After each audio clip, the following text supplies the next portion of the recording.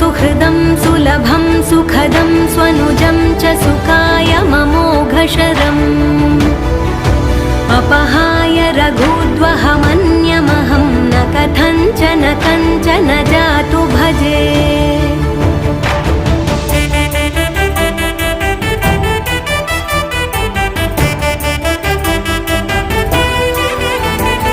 विना वेङ्कटेशं ननाथो ननाथः सदा वेङ्कटेशं स्मरामि स्मरामि।